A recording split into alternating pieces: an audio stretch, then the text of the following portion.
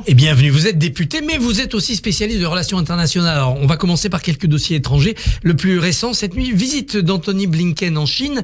Washington se félicite d'échanges francs et constructifs. Décryptez-nous cela. Déjà, échange France, généralement, ça veut dire qu'il y a eu des conversations peut-être un peu tendues. C'est comme plus ça long que prévu d'ailleurs. Comme ça qu'on dit en langage diplomatique, mais je crois que c'est bienvenu qu'il y ait ce dialogue entre Blinken et ses homologues chinois. On voit qu'il y a des tensions croissantes entre les États-Unis et la Chine. Il y avait l'épisode du ballon, notamment sur le territoire américain, il y a quelques semaines. Les désaccords restent nombreux. Les États-Unis soutiennent notamment le statu quo dans le détroit de Taïwan, comme nous. On travaille avec les Américains pour protéger notre souveraineté aussi, contre un certain nombre d'investissements dans les infrastructures critiques, par exemple, de la Chine. Mais pour autant, il faut qu'il y ait ce dialogue diplomatique sur des sujets, par exemple, cruciaux comme la paix en Ukraine. On a besoin de voir la Chine jouer un rôle plus constructif. C'est le cas. La Chine soutient la Russie sur le plan politique, diplomatique, économique aussi, lui permet de contourner les sanctions, mais n'a pas franchi le pas des livraisons d'armes. C'était l'inquiétude des Américains, des Européens. Donc pour l'instant, ce n'est pas le cas. On a vu, notamment d'ailleurs après la visite d'Emmanuel Macron en Chine, le dirigeant chinois Xi Jinping appeler Zelensky. Ça n'avait pas été le cas depuis le début du conflit. Le président chinois n'avait pas pris le président ukrainien au téléphone. Donc il y a peut-être maintenant une reprise de la diplomatie. Il faut s'en réjouir, mais je pense qu'il faut être aussi assez prudent sur ce qu'on peut attendre de ce type d'échange. En Ukraine, l'offensive de Kiev bute notamment sur les champs de mines qui stoppent les blindés. Vous sentez un enlisement de cette offensive ? Non, c'est beaucoup trop tôt. C'est beaucoup trop tôt pour le dire. On voit rien. Je sais qu'on on attend toujours des résultats immédiats, rapides, dont on peut commenter, mais ça va prendre des semaines, voire des mois, et ce sera peut-être une contre-offensive avant une autre contre-offensive. Le plus important là, c'est de continuer à donner aux Ukrainiens les moyens de se défendre et de reconquérir leur territoire. Ils lancent aujourd'hui une offensive dans le sud, dans des territoires autour de Kherson et de Zaporijjia qui ont été occupés depuis le début du conflit. Donc le plus important, c'est ce qu'on peut faire pour continuer à appuyer les Ukrainiens comme on le fait avec un certain succès, et eux résistent de façon héroïque et courageuse depuis 1 an et demi. L'actualité côté russe, ça a été aussi la visite du président algérien qui s'est rendu à Moscou, qui a fait un éloge ahurissant de Poutine, l'ami de tout le monde, disait-il. Et en même temps, il rétablit dans l'hymne national algérien un couplet qui avait été retiré, qui dit que la France va rendre des comptes. Est-ce la crise ? Est-ce qu'il faut aller jusqu'au bout de cette crise entre Paris et Alger ? Déjà, il faut quand même entendre ce qui se passe et peut-être en tirer des conclusions. Bon, le président, vous le savez, avait déjà eu des mots d'ailleurs très francs sur la question de la relation avec l'Algérie, avait mis la pression sur la question des visas, puisque le pays ne reprenait pas à ce moment-là un certain nombre des migrants algériens en situation d'OQTF. Je crois que ce couplet anti-français est quand même pas le bienvenu, donc il faut aussi l'entendre. Et après, il y a la question plus globale, pour revenir sur Moscou, d'un certain nombre de pays, puisque l'Algérie n'est pas le seul, qui, on le voit, n'ont pas forcément la même vision de cette guerre, qui ont parfois apporté une certaine neutralité, en tout cas aux Nations Unies, dans les votes sur la Russie. Il faut l'entendre. Je pense qu'il ne faut pas du tout que ça nous entrave, nous, dans notre soutien à l'Ukraine, puisque c'est une guerre qui est sur notre continent, qui est à nos frontières, qui touche en premier lieu nos intérêts et nos valeurs. Mais un certain nombre de pays peuvent permettre, par exemple, à la Russie de contourner les sanctions. Donc il faut être capable aussi de les inclure dans notre politique pour le soutien de la paix en Ukraine. L'Algérie, c'est aussi avec la France un problème de relations pour la migration, pour les migrations. Dénoncer le pacte migratoire de 1968 comme le propose Édouard Philippe, est-ce que c'est votre ligne ? Alors moi je pense qu'il ne faut pas avoir de tabou sur ces sujets.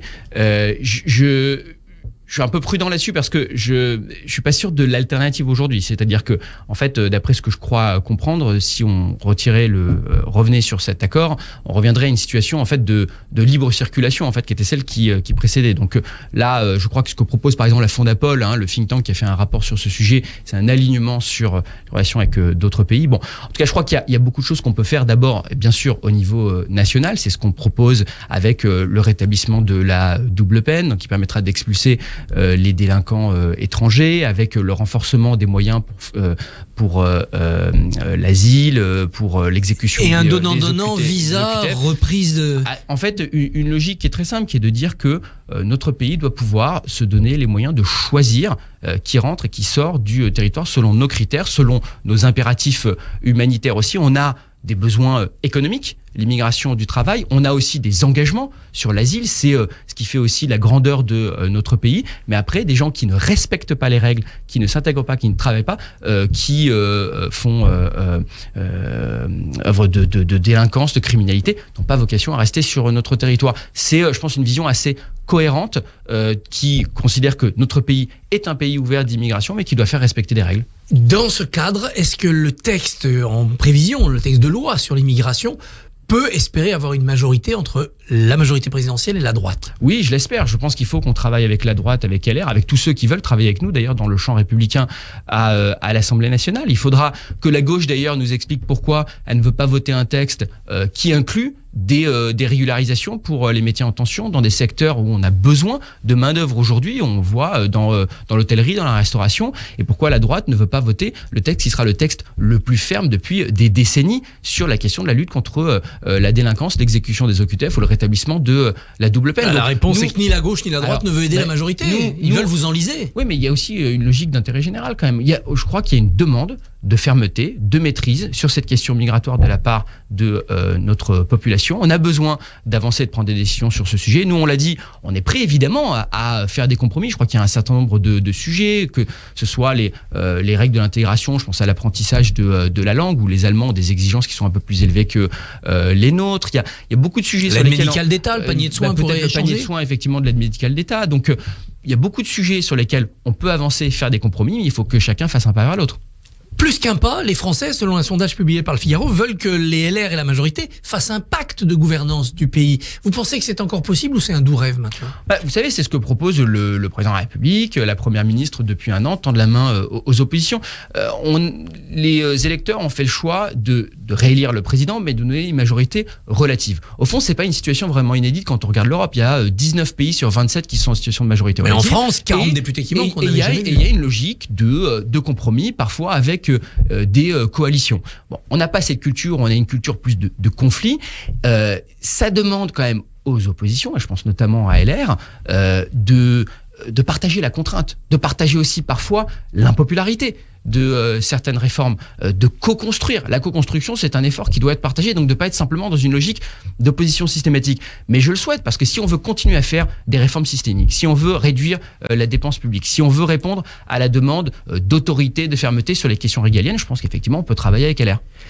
Est-ce que vous, parlementaires, vu du travail quotidien que vous faites, vous avez besoin d'un remaniement pour que l'exécutif retrouve du tonus et de la clarté ? Non, mais je vous ai dit, moi je pense que le sujet le plus important, c'est la question de travailler avec les oppositions, de rentrer dans des logiques de compromis, de voir comment on peut avancer sur quel agenda ensemble. Donc, c'est pas tellement la question du casting qui ça agite dépend beaucoup. Un peu de l'équipe, il y a des équipes qui peuvent faire ça plus facilement. Ça, je vois bien que ça agite beaucoup. Il faut leur ouvrir des postes peut-être les commentaires et le microcosme, mais je pense pas que ce soit vraiment ce qui est intéressant pour les Français. Les Français attendent des résultats, ils attendent des réformes importantes. Je pense qu'il y a encore beaucoup de sujets sur lesquels on doit avancer et travailler dans les 4 prochaines années. Bon, après, j'espère qu'on peut le faire avec des oppositions, et notamment LR, puisque d'ailleurs, ne serait-ce que d'un point de vue numérique, c'est l'opposition républicaine la plus importante à l'Assemblée nationale, qui à ce moment-là, ils acceptent de partager aussi une culture de gouvernement, c'est une culture de contrainte, de responsabilité. C'est là où un remaniement peut servir d'appât, si j'ose dire, en tout cas d'outil. Non, mais d'abord, travaillons sur le fond. D'abord, ayons quand même une réflexion sur ce sur quoi on veut avancer sur le fond. Après, je pense qu'effectivement, il y a des sujets qui agiteront peut-être plus les commentateurs ou les gens du microcosme politique. Le plus important, je pense, c'est ce qu'on peut faire et comment on peut continuer à répondre à cette exigence de réforme et à cette exigence aussi de mesures sur le régalien, sur les questions de sécurité ou d'immigration. On a vu 2 jours de manifestation contre une ligne ferroviaire entre Lyon et Turin, une ligne de fret qui permettra d'enlever des camions de la route. Mais les écolos n'en veulent pas. Ils se sont radicalisés, ils se trompent de combat ? Ouais, je pense qu'ils se trompent de combat. De quoi on parle ? On parle d'une ligne ferroviaire qui est quand même le moyen le plus décarboné aujourd'hui pour se déplacer. Oui, mais ça fait des trous dans la montagne. Oui, d'accord, mais qui viendrait remplacer quand même aujourd'hui un transport de marchandises qui se fait par camion. Des transports de personnes qui se font par voiture aussi. Donc il y a un besoin aujourd'hui qui a été identifié. C'est un projet qui avait été validé à l'époque par Lionel Jospin et Dominique Voynet. De temps en temps, j'ai l'impression que le combat des écolos et celui d'une partie de l'extrême gauche, il se fait pas pour le climat, il se fait en fait contre le capitalisme, contre le progrès, au nom de l'écologie. Moi, je crois qu'au contraire, on a besoin de faire des projets d'infrastructure, on a besoin de faire des investissements dans le renouvelable et aussi dans le nucléaire, parce qu'on voit que c'était d'ailleurs l'un des combats des écolos. On a besoin aussi de progrès, on a besoin de faire confiance aux entreprises aussi pour investir dans la transition environnementale. Ça ne peut pas être simplement dans une logique d'opposition et de conflit permanent. Déclaration de Jean-Luc Mélenchon hier. Les abayas ne sont pas des vêtements religieux. C'est un débat lancé par des gens obsédés par les musulmans. Que lui répondez-vous ? Non, je crois que déjà, je vois Jean-Luc Mélenchon, en règle générale, on ne peut pas compter sur lui quand il s'agit de défendre la laïcité. À l'école, on le sait. La loi de 2004 sur la laïcité dit qu'il ne faut pas avoir de signes religieux ostensibles à l'école. Et ça, c'est le cas. On voit aujourd'hui que cet abaya, je crois, dans beaucoup de cas, est utilisé comme une forme de contournement de la loi sur la laïcité pour exprimer une identité religieuse. Le président de la République a annoncé l'entrée de Missak Manoukian au Panthéon. Ça sera fait en février prochain. Qui voudra-t-il célébrer ? Le résistant, le communiste, l'étranger, l'arménien ? Le français, celui qui est venu, qui a fui le génocide arménien, qui a trouvé un refuge en France, qui a choisi la France et qui est mort pour notre pays. Je trouve que c'est un message magnifique qui célèbre aussi notre relation d'ailleurs avec l'Arménie, un moment difficile pour ce pays. Je trouve que c'est d'ailleurs dans la lignée des panthéonisations précédentes, celle de Joséphine Baker qui avait fui aussi le racisme aux États-Unis et qui s'est battue pour notre pays, Simone Veil qui avait vécu l'antisémitisme et la Shoah en France, en Europe et qui après a tant donné pour notre pays. C'est cette France de Romain Gary et de sa mère ou de Joseph Kessel, vous voyez, qu'on célèbre. Je trouve ça très émouvant. Benjamin Haddad, merci et bonne journée. Merci. Merci messieurs, on retiendra la co-construction, c'est un effort qui doit être partagé. Christophe, on vous retrouve demain en compagnie de David Habib, député PS des Landes. À demain. Radio J, retrouvez